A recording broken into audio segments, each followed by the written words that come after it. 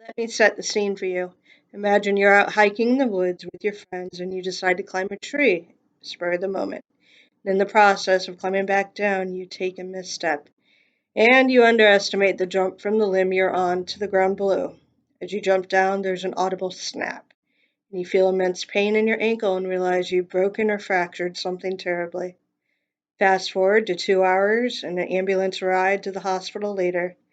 And as you sit in the ER room waiting for the x ray results and to get a cast, and thinking about scheduling physical therapy and the fact the next 6 months of your life are on hold and that you'll need to use crutches, you think things through. Now let's look at the actual financially devastating aspects of this moment. In most countries, through taxes, private insurance, or some form of subsidized private organization, healthcare is paid for. But we Americans as a country rank as having the highest healthcare cost per capita, averaging at about $12,318 per person.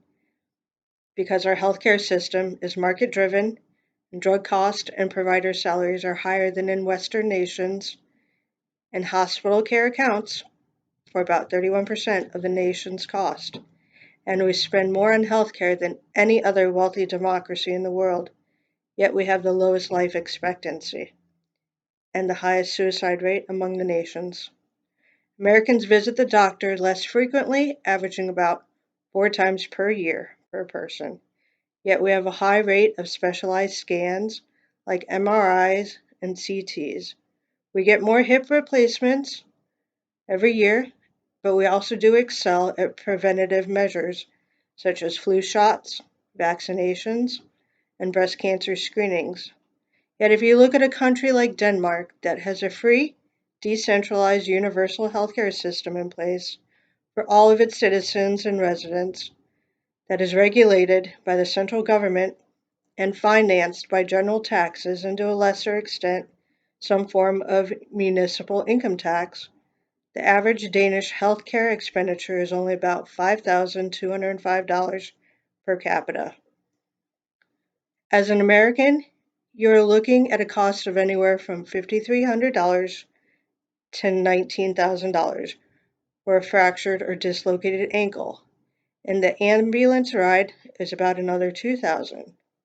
And if you were a resident of Denmark, you would have the ability to only need to buy a complimentary insurance to cover your outpatient drugs for pain or any extended physical therapy which might be needed, which is still less than what the average American pays per year.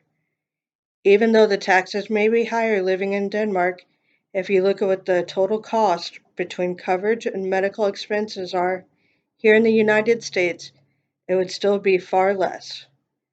Now imagine the same scenario happening in Denmark.